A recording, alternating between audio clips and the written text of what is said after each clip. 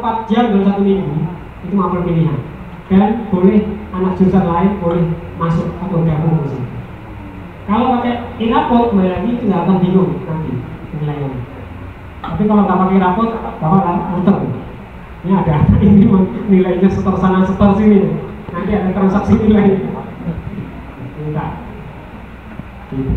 Kalau pakai rapot nanti enak, pokok berdasarkan nilainya. Tinggal karena semua data anaknya masuk ke situ. Ya, mapel pilihan gitu. Tes diagnostik itu juga penting. Tes diagnostik ada yang kognitif, ada yang non kognitif. Yang kognitif dilaksanakan oleh guru mata pelajaran, yang non kognitif oleh guru BK. Guru BK melaksanakan non kognitif. Nanti datanya itu jadikan satu, itu akan menjadi blueprint. Seperti kalau di kesehatan itu rekam medisnya, kasih ke guru-guru mapelnya yang lain. Nah, ini gaya belajarnya seperti ini, minatnya ini harus sesuaikan. Nanti mempelajari Bapak Ibu dalam membuat modul harus berdasarkan rekam medik itu, rekam medik. Apa namanya? Blueprint itu. Gaya belajar masing-masing minatnya di mana, harus sesuaikan itu. Nggak bisa kita paksakan anak yang punya bakat di olahraga harus pintar matematika. Anak yang bakatnya di matematika harus hebat main bola. Nggak bisa dipaksakan seperti itu. Makanya kita harus tahu rekam jejak anak-anak itu dari kelas 10 berdasarkan dari tes diagnosa baik itu kognitif maupun non kognitif. Bapak Ibu juga harus tahu mana anak yang kecepatan belajarnya lambat, sedang, atau cepat. Karena kita tidak tahu anak ini keturunan siapa, IQ-nya seberapa, kecepatan belajarnya itu beda-beda. Dan kita tidak bisa memaksakan semua anak harus sama, harus sesuai dengan apa yang kita mau. Nah itu. Jadi Bapak Ibu, Ilmu Merdeka memerdekakan kita semua, baik itu guru maupun siswa untuk belajar sesuai dengan apa yang sudah diciptakan. Satu lagi Bapak Ibu untuk menutup, kenapa saya ini saya selalu sampaikan dimanapun saya berikan materi, bahwa kita, kenapa ada kurikulum merdeka terkait dengan pertanyaan Bapak tadi. Kenapa ada kurikulum merdeka? Kita itu dicanangkan tahun 2045 akan menjadi negara maju. Mungkin Bapak Ibu sudah tahu semua. Nah, untuk menjadi negara maju itu siapa yang akan membuat negara maju? Generasi Z. Yang sekarang ini yang setiap hari kita lihat mata-mata mereka, anak-anak didik kita semua. Mereka yang akan mengisi kemerdekaan kita di tahun 2045, tepat di 100 tahun kemerdekaan Indonesia. Kalau mereka ini gagal, siapa yang salah? Kita semua, guru-gurunya. Kenapa? Keberhasilan mereka, kegagalan mereka tergantung sama Bapak Ibu guru semua sekarang. Pemerintah nggak bisa intervensi terlalu jauh kalau guru-gurunya tidak siap. Yang bisa pemerintah lakukan adalah membuat roadmap, membuat pola, membuat kurikulum. Tapi kalau guru-gurunya tidak punya komitmen untuk ke sana, sama aja bohong. Bapak Ibu, saya selalu merasa bangga, dan saya harap semua Bapak Ibu merasa bangga juga sama seperti saya, bahwa kita berada di zaman yang sangat menentukan kemerdekaan sebuah bangsa. Bapak Ibu yang sudah mau pensiun, mungkin ini menjadi kesempatan terakhir memberikan legasinya. Dan kita yang masih muda-muda punya kesempatan yang lebih banyak untuk lebih berbakti, lebih berbuat banyak untuk negara ini. Melalui apa?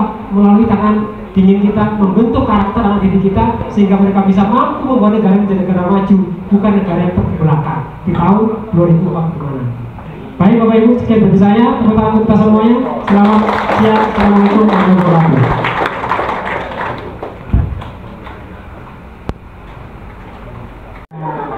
Beliau sakit mengantar anaknya berobat ke motivasi. Jadi kami perkenalkan rekan-rekan dalam kelompok kami. Yang pertama di sebelah kanan saya ini Ibu Yeni Hermina SPD. Beliau ini selain mengajarnya adalah untuk PKK ya Bu ya. Kemudian saya sendiri, saya rasa semua kenal tanpa saya terbuka. Ibu juga kenal sama saya Bapak. Nama saya Daniani ya. Kemudian selanjutnya ada Ibu Leni Anggraini, SE. kemudian ada Juju Rosmala Puspa Pandan Arum, kemudian ada Pak Jemi ya, itu adalah rekan-rekan kami yang ada di jurusan akuntansi. Selanjutnya kami akan menyampaikan dalam tulisan kami tadi adalah mapelnya dasar-dasar mata pelajaran dasar-dasar akuntansi dan keuangan lembaga.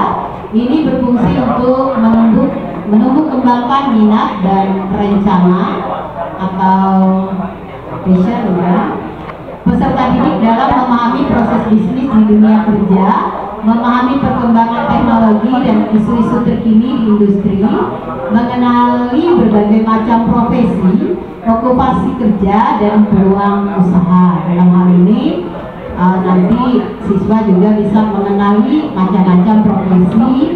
Kalau di profesi mungkin berbeda dengan pekerjaan. Kalau profesi adalah pekerjaan juga, tapi yang memerlukan dalam hal ini keahlian melalui pendidikan tertentu, lalu dia dapat profesi, contohnya akuntan atau dokter dan lain sebagainya. Kalau pekerjaan semua orang bisa mengerjakan pekerjaan yang intinya keterampilan dan sikap yang meliputi. Yang pertama, memahami proses bisnis. Seharusnya kita tahu pelajaran-pelajaran apa yang sebenarnya harus kita kembangkan di sekolah yang disesuaikan dengan dunia industri atau dunia kerja. Kemudian selanjutnya memahami profil pekerjaan atau profesi atau job profil dan peluang usaha di bidang akuntansi. Menjelaskan mengenai CP ya, mapel. Nah dulu ya, bahkan nama saya Dwi Setian Bu. Ya mungkin ini baru saya alumni juga Bu, alumni SMK 1 Palangkaraya tahun 2007. Ya kebetulan saya satu angkatan sama Wisana Hendra, Pak Widarso, teknik pengawasan. Kebetulan saya sering ke rumah Ibu kalau Natalan ya. Saya kenal saya dekat sama Wisa, jadi dekat rumah Ibu, jadi sering ke rumah. Kalau Wisa sudah punya ngomongan, kalau saya dua orang. Ya. Sepasang. Iya. Perempuan sama laki-laki. Bagus, berarti sukses. Iya. Nama saya Dwi Septian dan teman sebelah saya itu satu ya. Ini Pak Denny Febrian, di sebelahnya Pak Ahdiat, di sini Pak Hengki selaku ketua jurusan kita. Yang cantik sendiri Bu, ini Bu Dini, ya perempuan sendiri kita ada 6 orang. Dan yang baik Pak Armada. Nah, kita di sini ada 2 jurusan. Yang pertama TBSN sama THRO. Jadi kebetulan kita ada 2 jurusan di. Mungkin perlu kita pembiasaan, jangan jurusan tapi konsentrasi. Konsentrasi. Ada dua konsentrasi, ada TBSN sama THRO. Ini yang kita bahas ini adalah kebetulan ini yang jurusan TBSM, konsentrasi TBSM. Pertama adalah rasional mapel. Konsentrasi teknik sepeda motor merupakan ilmu pengetahuan dan keterampilan untuk membekali peserta didik dengan kompetensi dalam penguasaan keahlian teknik sepeda motor. Mata pelajaran teknik sepeda motor dalam kurikulum Merdeka berada dalam fase F. Nah, kebetulan yang kita sampaikan adalah fase F yang untuk kelas 2, kelas 11. Fase F untuk mengembangkan keprofesionalan, minat dan bakat peserta didik. Ini mapel.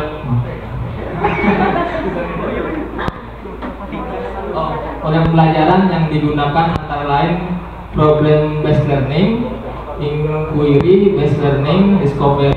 Kami untuk supaya siswa itu nanti bisa mandiri, mau dia masuk perusahaan ataupun nanti dia untuk bekerja sendiri.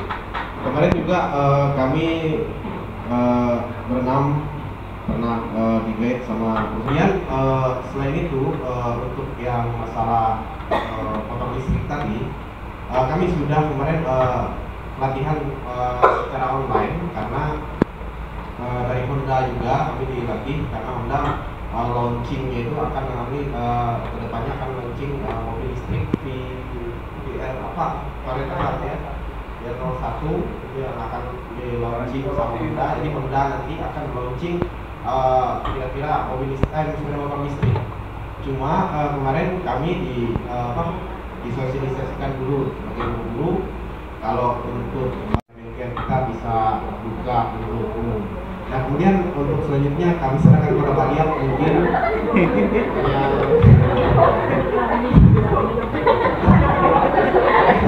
saya bacakan pada akhir saya peserta didik memahami perawatan dan perbaikan engine sepeda motor, perawatan dan perbaikan sasis sepeda motor, perawatan dan perbaikan sistem penggunaan tenaga, kemudian perawatan dan perbaikan sistem kelistrikan, perawatan perbaikan yang baru dengan motor listrik dan hybrid, kemudian perawatan dan perbaikan engine. Warahmatullahi wabarakatuh.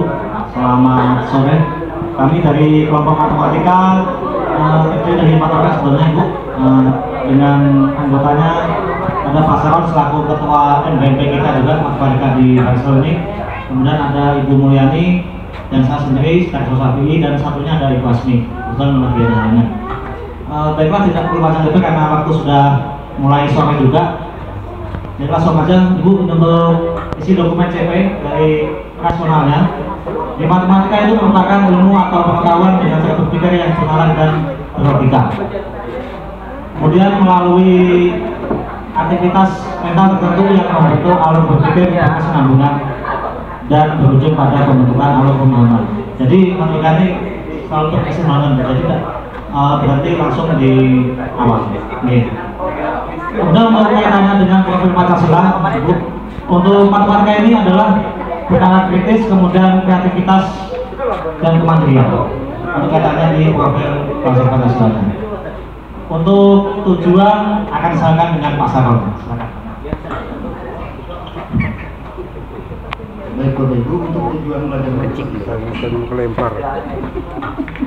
Tujuan belajar matematika pada dasarnya tidak membuat siswa pintar, itu yang perlu diingat. Tadi Tidak membuat siswa pintar, tapi membuat siswa apa Pak? jadi agar dia mampu memahami materi. Yang kedua, mampu mengalah. Yang ketiga, mampu memecahkan masalah. Yang keempat, mampu mengkomunikasikan gagasan dia itu dalam bentuk simbol.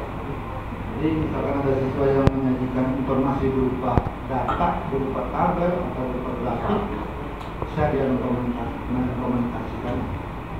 Kemudian yang terakhir, mengaitkan materi pembelajaran pada bidang kajian yang lain. Itu yang saya kaitkan dengan yang apa tadi? IPAS tadi ya, agar dia bisa ke materi bidang kajian yang lain. Karena ini untuk bidang kajian lain ini pernah sering kami lakukan dengan Pak Guru. Ketika di matematika belajar di Mangunjung, dia akuntansi mengikuti. Yang terakhir, memiliki sikap menghargai penggunaan matematika dalam kehidupan. Ini yang paling sering disadari manfaat matematika dalam kehidupan. Kalau kita ke pasar itu pasti matematika Berarti itu Pak, kalau menguasai itu semua berarti jadi pintar. bukan pintar, cerdas. Betul. Untuk apa pelajaran trigonometri gitu ya? Karena mungkin ada kompetensi keahlian yang lain yang memerlukan itu. Jadi kalau ada kompetensi keahlian yang tidak memerlukan itu mungkin jangan terlalu banyaklah jamnya dipakai di sana. Yang penting dia bisa memahami. Mungkin seperti itu. Silakan Bapak Ibu guru yang lain ada komen untuk kelompok matematika. Ya silakan Pak Denny. Pak Saron tetap pegang karena Pak Saron yang harus menjawab. Bukan pertanyaan sih Bu, lebih ke apa namanya saya ya terima kasih atas kesempatan yang diberikan kepada saya. Sebetulnya saya juga mengajar matematika, tapi karena saya juga tadi tidak ikut sumbangsih pemikiran, jadi saya karena maju ke depan. Ya, saya mengajar RPL Bu di Di RPN itu saya mengajar pemrograman Program Subjek. Di situ juga saya mensisipkan matematika, seperti pelajaran mengenalkan pada peserta didik yaitu data integer. Di situ saya menyisipkan trigonometri, disisipkan ke dalam bahasa programming. Mungkin jadi matematika itu betul bisa berguna di setiap sisi kehidupan, bisa dikolaborasikan dengan materi yang lain, seperti yang saya lakukan ini. Terima kasih. Mungkin itu saja yang bisa saya sampaikan. Apa yang disampaikan oleh Pak Denny? Ya, pada dasarnya memang seperti itu ya. Dulu matematika itu kan masih adaptif agar mampu mengadaptasi ke akal atau itu lain. Jadi kalau sekarang masuk ke lebih kejuruan seperti bahasa Inggris juga. Jadi nanti dia bahasa Inggris juga bicaranya tentang akuntansi kalau mengajarnya di akuntansi. Jangan belajar tentang pemasaran, dia menyampaikan dalam bahasa Inggrisnya. Teksnya. Mungkin kembali kedua dan matematika keuangan lagi. Iya, betul. Nah, dan akan materi kosong di misalnya dari matematika. iya, jadi nanti begini, di dalam merumuskan tujuan pembelajaran ke ATP-nya, dari ATP nanti ke modul, itu yang diperlukan nanti Pak. Kolaborasi seperti yang disampaikan oleh Pak Denny tadi yang sudah pernah dilakukan, itu dimasukkan di dalam modul ajarnya. Jadi seperti itu nantinya. Jadi memang harus masukkan ke sana. Supaya apa yang terpikirkan benar-benar dilaksanakan dengan acuannya modul ajar. Jadi seperti itu nanti. Ya. Jadi masing-masing program kalian mengadakan rapat untuk menentukan proyeknya apa, produknya apa, TVA-nya bagaimana. Nah itu, karena apa yang punya uang untuk menjalankan proyek itu kan program keahlian. Jadi bukan guru PG5-nya, bukan guru matematikanya. Jadi itu yang bisa saya sarankan. Demikian Pak Saran. Terima kasih. Ini sebagai bayangan ketua program. Untuk akuntansi jelas saja matematika keuangan kami siap mengajarkan tunggal macam matematika keuangan. Kemudian yang otomotif kami volume, luas, relasi segala macam, tinggal segala macam itu ada di geometri. Jadi otomotif akuntansi bikin baju, tolong teman-teman juga bikinkan baju. Selamat sore untuk saudara. Terima kasih atas kesempatan untuk kami kelompok 4 dari program kalian manajemen perkantoran dan layanan bisnis. Mata pelajaran yang kami ambil yaitu konsentrasi manajemen perkantoran pada pasal gap yaitu kelas 11 dan 12. Ada profesional manajemen perkantoran. Maaf, sebelumnya saya akan memperkenalkan diri saya. Nama saya adalah Satu Minarti. Rekan saya di sebelah kanan saya adalah Ibu Yosa, Yosa SPD. Yang di sebelah kiri saya laki ini Pak Prajampa. Terima kasih kita semua ya. Selanjutnya Ibu Sasaniani SE. Oke.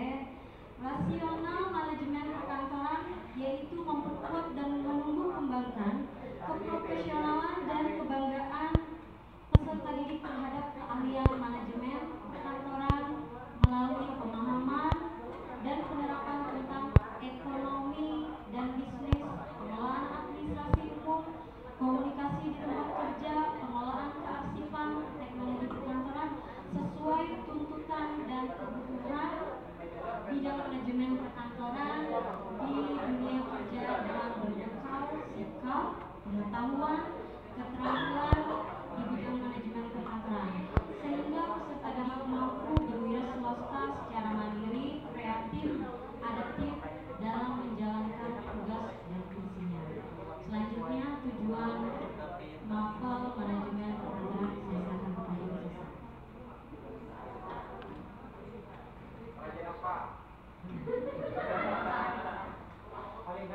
Tujuan mapel menghasilkan peserta didik yang memiliki sikap pengetahuan dan keterampilan yang meliputi yang pertama memahami dasar-dasar ekonomi dan bisnis, yang kedua menerapkan pengelolaan administrasi umum, yang ketiga menerapkan komunikasi di tempat kerja, yang keempat menerapkan pengelolaan kearsipan, yang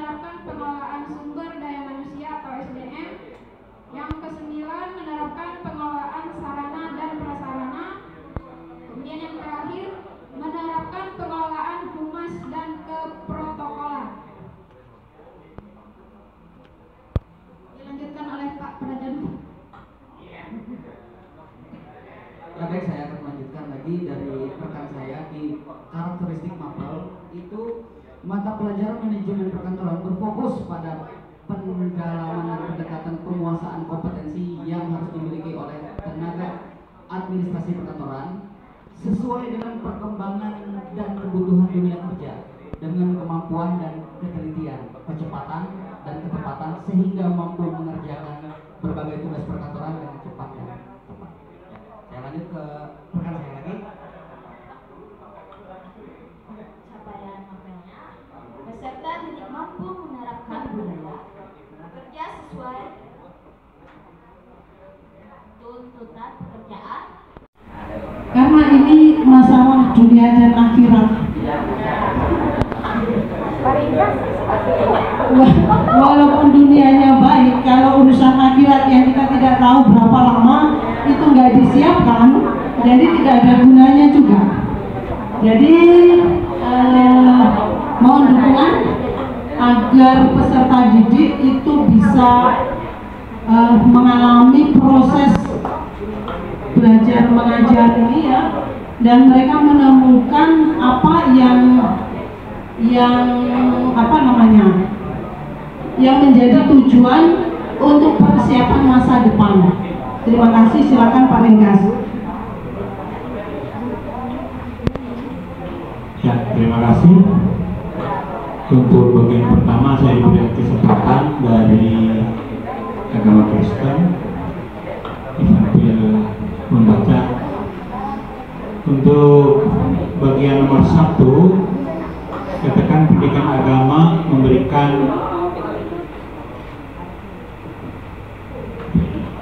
penekanan pada pembentukan iman, takwa, dan Allah mulia mengikrarkan bahwa pendidikan agama bukan hanya sekedar bertujuan tetapi menunjukkan kecerdasan baik spiritual, iman, juga pada aspek ketaatan pada ajaran agama.